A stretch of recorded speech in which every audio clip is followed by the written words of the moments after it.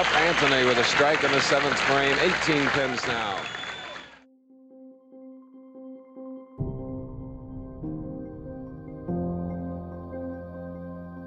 He wasn't flashy, he didn't trash talk, he didn't even look like an athlete. But Earl Anthony became the most dominant bowler of his era, and maybe of all time. A forklift driver who turned into a legend, the man, nicknamed Square Earl, redefined what it meant to be great. With 43 titles, 6 Player of the Year awards, and a machine-like style, Anthony is still remembered by many as the greatest bowler who ever lived. This is the story of how a quiet man from Washington changed the sport forever.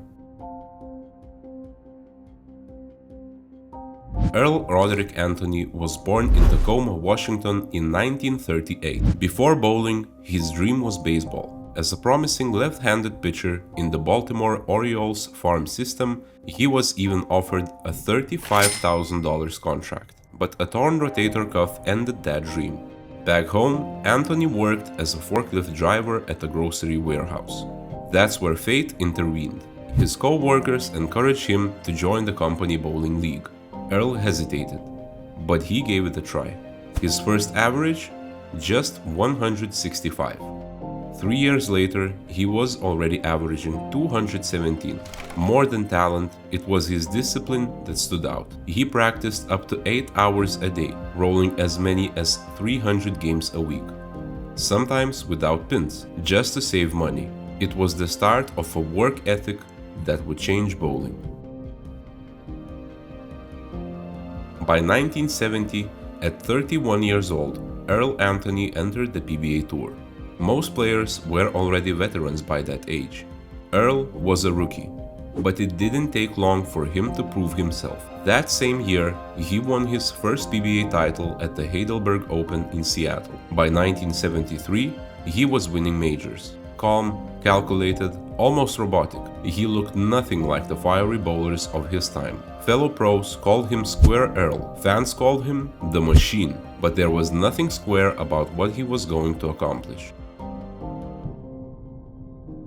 From 1973 to 1977, Earl Anthony was unstoppable. He won 24 titles in just 5 seasons. That included back-to-back-to-back victories at the PBA National Championship.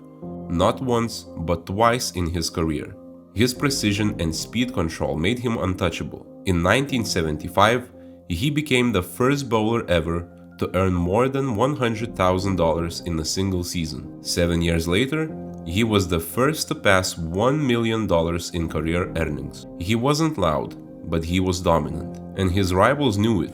Bowler's Journal editor Jim Dressel once said, "When Earl was in the house, everyone else knew there were only 4 other spots for TV." By 1984, Anthony had won at least 1 title in 15 straight seasons, a record that stood for decades. To many fans and experts, this was the run that made him the sport's greatest of all time.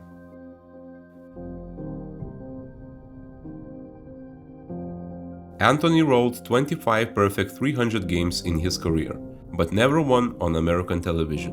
Twice, he became heartbreakingly close, finishing with televised 299s, a lone pin standing. Yet on national TV in Japan, in front of 50 million viewers, Earl delivered the perfection. It was a rare glimpse of emotion from a man known for control. Those moments, the near misses and the triumph overseas, showed both the precision and the humanity of the machine. Even the machine wasn't indestructible. In 1978, Anthony suffered a heart attack. Doctors warned him to slow down. Less than 3 months later, he was back on tour, finishing 3rd in a PBA event. He loved the game too much to stay away. In 1988, by the age of 50, Anthony joined the PBA Senior Tour. There, he added 7 more titles, bringing his total career count to 50. By the time he stepped away for good, Earl Anthony had 43 PBA Tour titles, 10 majors, and 6 Player of the Year awards. He was inducted into PBA Hall of Fame in 1981, the ABC Hall of Fame in 1986, and in 2000 was voted Bowler of the Millennium. In 2008, the PBA ranked him number 1 on their list of the 50 greatest players of the last 50 years, ahead of even Walter Ray Williams Jr., who broke many of his records. And today, his name still lives on. The PBA World Championship uses the 43-foot Earl Anthony oil pattern. The USBC's ball-throwing robot is named Earl for his machine-like precision. And in bowling conversations, one debate never ends. Was Earl Anthony the true greatest of all time? For many, the answer is yes. In 2001, Earl Anthony's life was cut short at age 63 after a tragic accident. The sport lost its quiet giant. But Earl's story lives on. The forklift driver who became a king. The square man who became the machine.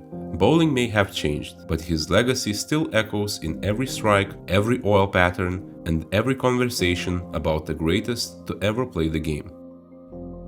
Earl Anthony wasn't just the best of his time. He showed us all what greatness really looks like.